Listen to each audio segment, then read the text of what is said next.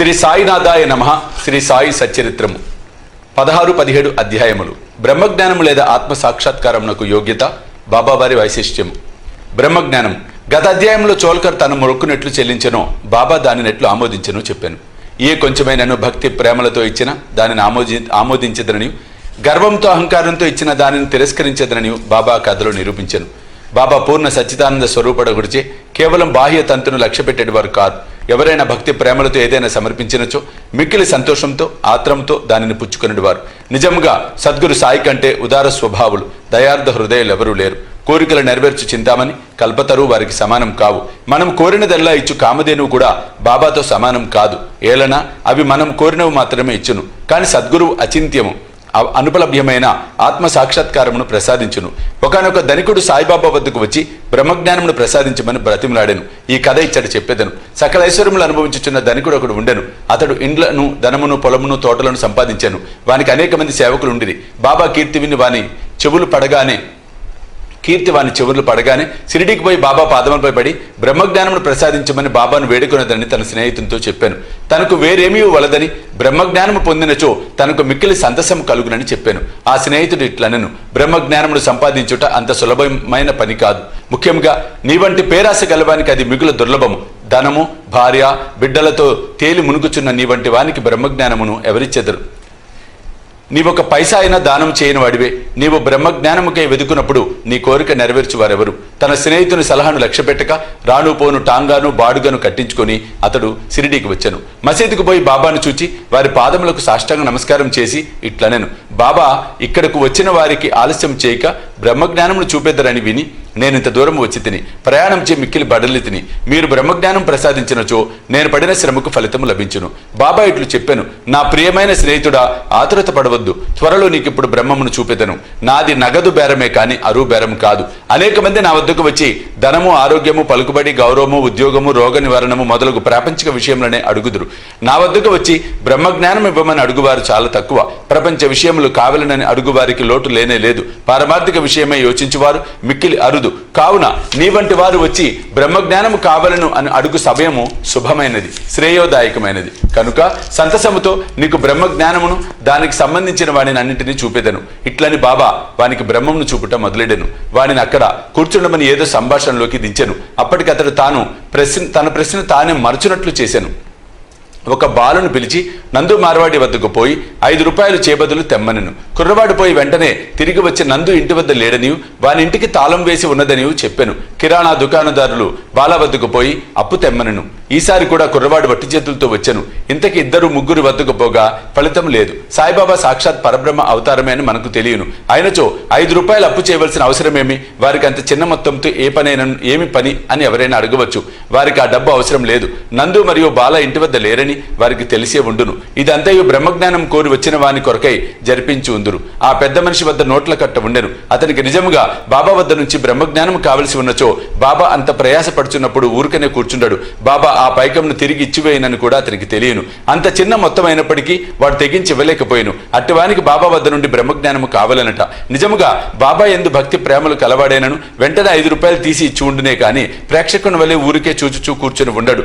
ఈ పెద్ద మనిషి వైఖరి శుద్ధ విరుద్ధముగా ఉండెను. వాడు డబ్బు ఇవ్వలేదు సరికదా, బాబాను త్వరగా బ్రహ్మజ్ఞానం ఇవ్వమని తొందర పెట్టుచుండెను. అప్పుడు బాబా ఇట్లనెను, ఓ మిత్రుడా, నేను నడుపుచున్న దానిని అంతటినీ గ్రహించలేకుంటివా ఏమి?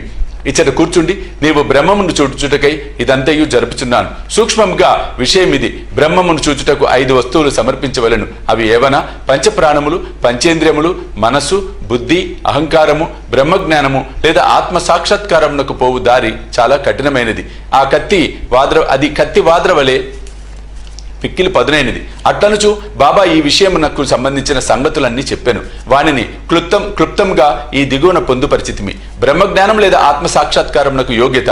అందరూ తమ జీవితంలో బ్రహ్మమును చూడలేరు. దానికి కొంత యోగ్యత అవసరము. ముముక్షుత లేదా స్వేచ్ఛ యందు తీవ్రమైన కోరిక.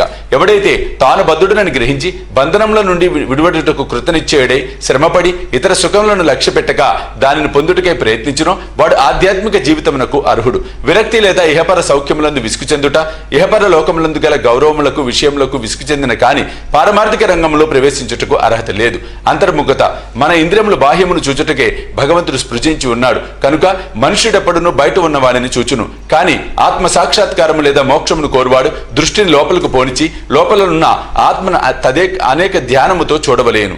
పాప విమోచన పొందుట, మనుష్యుడు దుర్మార్గ మార్గం నుండి బుద్ధిని మరలించినప్పుడు, తప్పులు చేయటం మాననప్పుడు, మనస్సు చెలింపకుండా నిలబెట్టలేనప్పుడు, తప్పులు చేయటం మాననప్పుడు మనస్సు చెలింపకుండా నిలబెట్టలేనప్పుడు జ్ఞానం ద్వారా కూడా ఆత్మ సాక్షాత్కారము పొందలేడు. సరైన నడవడి, ఎల్లప్పుడూ సత్యమును పలుకుచు తపస్సు చేయుచు లోన చూచుచు బ్రహ్మచారిగా ఉండిన కాని ఆత్మ సాక్షాత్కారము లభించదు. ప్రియమైన వాని కంటే శ్రేయస్కరమైన వాటిని కోరుట.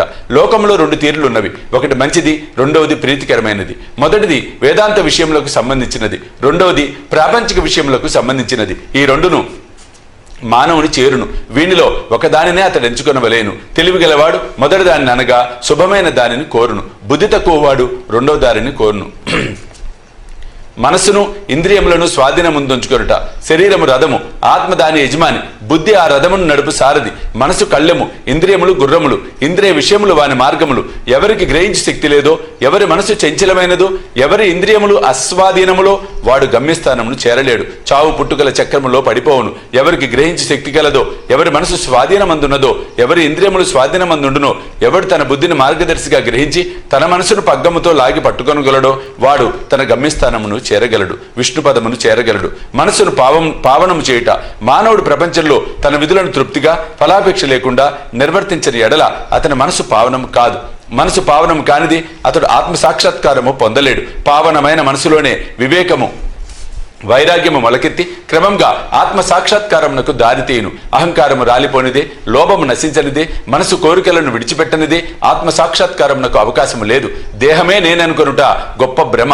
ఈ అభిప్రాయమందు అభిమానముండుటే బంధమునకు కారణము. నీవు ఆత్మ సాక్షాత్కారమును కాంక్షించినచో ఈ అభిమానమును విడువలేను. గురువు యొక్క ఆవశ్యకత. ఆత్మ జ్ఞానము మిక్కిలి సూక్ష్మమైనది, గూఢమైనది. ఎవరైనను తమ స్వశక్తితే దానిని పొందుటకు ఆశించలేరు కనుక ఆత్మ సాక్షాత్కారము పొందిన ఇంకొకరి సహాయము మిక్కిలి అవసరము. గొప్ప కృషి చేసి శ్రమించి ఇతరులు ఇవ్వలేని దానిని అతి సులభముగా గురువు నుండి పొందవచ్చు. వారా మార్గమునందు నడిచి ఉన్నారు కావున శిష్యుని సులభంగా ఆధ్యాత్మిక ప్రగతిలో క్రమంగా ఒక మెట్టు మీద నుంచి ఇంకొక మెట్టుపైకి తీసుకొని పోగలరు. భగవంతుని కటాక్షము ఇది మిక్కిలి అన్నిటికంటే అవసరమైనది. భగవంతుడు తన కృపకు పాత్రులైన వారికి వివేకము వైరాగ్యము కలుగజేసి సురక్షితంగా భవసాగరం నుండి తరింప చేయగలడు. వేదములు అభ్యసించడం వల్ల గాని, మేధాశక్తి వల్ల గాని, పుస్తక జ్ఞానం వల్ల గాని ఆత్మానుభూతిని పొందలేరు. ఆత్మ ఎవరిని వరించునో వారే దానిని పొందగలరు. అట్టివారికి ఆత్మ తన స్వరూపమును తెలియచేయనని కఠోపనిషత్తు చెప్పుచున్నది. ఈ ప్రసంగం ముగిసిన పిమ్మట బాబా పెద్ద మనిషి వైపు చూసి, అయ్యా, నీ జేబులో బ్రహ్మము 50 ఇంతలు 10 రూపాయల నోట్ల రూపంలో ఉన్నది, దానిని బయటకు తీయము అనెను. ఆ పెద్ద మనుషుడు తన జేబు నుంచి నోట్ల కట్టను బయటకు తీశాను. లెక్కబెట్టగా సరిగ్గా 25 10 రూపాయల నోట్లు ఉండెను. అందరూ మిక్కిలి ఆశ్చర్యపడిరి. బాబా సర్వజ్ఞతను చూచి వారి మనస్సు కరిగెను. బాబా పాదములపై పడి వారి ఆశీర్వాదమునకే వేడెను. అప్పుడు బాబా ఇట్లనెను, నీవు బ్రహ్మపు నోటుల కట్టలను చుట్టి పెట్టుము. నీ పేరాశను లోభమును పూర్తిగా వదలనంత వరకు నీవు నిజమైన బ్రహ్మమును చూడలేవు. ఎవరి మనసు ధనమందు, సంతానమందు, ఐశ్వర్యమందు లగ్నమై ఉన్నదో వాడా అభిమానమును పోగొట్టుకోనంత వరకు బ్రహ్మం నెట్లు పొందగలడు. అభిమానమనే భ్రమ ధనమందు తృష్ణ, దుఃఖమును సుడిగుండము వంటిది. అది అసూయ అహంభావమను మొసలతో నిండి ఉన్నది. ఎవడు కోరికలు లేనివాడో వాడు మాత్రమే ఈ సుడిగుండమును దాటగలడు. పేరాశయు బ్రహ్మజ్ఞానమును ఉత్తర దక్షిణ ధ్రువముల వంటివి. అవి శాశ్వతముగా ఒకటికొకటి బద్ధ వైరములు కలవి. ఎక్కడ పేరాశ కలదో అక్కడ బ్రహ్మం గురించి ఆలోచించుటకు గాని దాని ధ్యానమునకు గాని తావులేదు. అట్లయినచో పేరాశ గలవాడు విరక్తిని మోక్షం నెట్లు సంపాదించగలడు. లోబికి భ్రాంతి గాని, సంతుష్టి గాని, దృఢ నిశ్చయము గాని ఉండవు. మనసునందే మాత్రము పేరాశ ఉన్నను సాధనలన్నీ నిష్ప్రయోజనములు. ఎవడు ఫలాపేక్ష రహితుడు కాడో, ఎవడు ఫలాపేక్ష కాంక్షను విడువడో, ఎవనికి వాని యందు విరక్తి లేదో అట్టివాడు గొప్ప చదువరి అయినప్పటికీ వానికి జ్ఞానం ఎందుకు పనికిరానిది. ఆత్మ సాక్షాత్కారము పొందుటకి ఇది వానికి సహాయపడదు.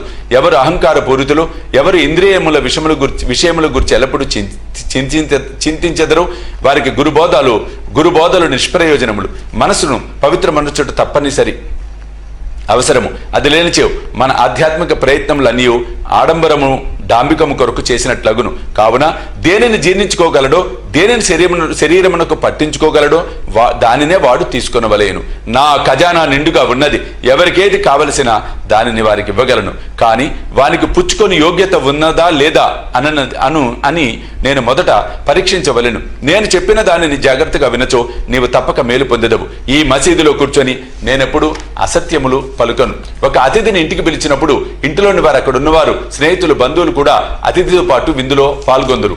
కావున అప్పుడు మసీదులో ఉన్న వారందరూ బాబా ఆ పెద్ద మనుషులకు చేసిన ఆధ్యాత్మిక విందులో పాల్గొనిరి.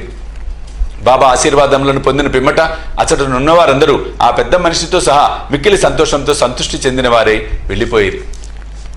బాబా వారి వైశిష్ట్యము. అనేక మంది సన్యాసులు ఇండ్లు విడిచి అడవులలోని గుహలలోను ఆశ్రమములలోను ఒంటరిగా ఉండి జన్మరాహిత్యమును గాని మోక్షమును గాని సంపాదించుటకు ప్రయత్నించెదరు.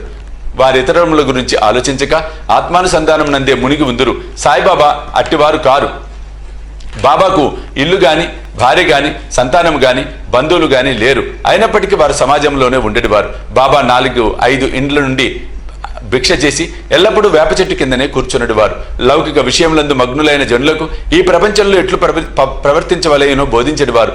ఆత్మ సాక్షాత్కారము పొందిన పిమ్మట కూడా ప్రజల క్షేమమునకే పాటుపడు సాధువులు, యోగులు మిక్కిలి అరుదు. అట్టి వారిలో శ్రీ సాయిబాబా ప్రథమ గణ్యులు కనుక హేమాడ్ పంత్ ఇట్లు చెప్పాను: ఏ దేశమునందు సాయిబాబాను అపూర్వ అమూల్యమైన పవిత్ర రత్నము పుట్టినదో ఆ దేశము ధన్యము. ఏ కుటుంబములో వీరు పుట్టిరో అదియు ధన్యము. ఏ తల్లిదండ్రులకు వీరు పుట్టిరో వారును ధన్యులు. 16-17 అధ్యాయములు సంపూర్ణము.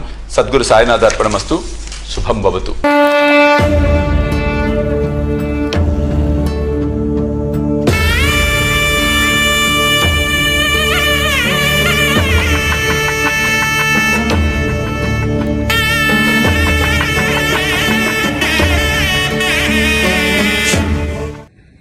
సాయి దివ్య రక్షా కవచ యంత్రానికి స్వర్ణ కవచం, స్వర్ణ తాపడం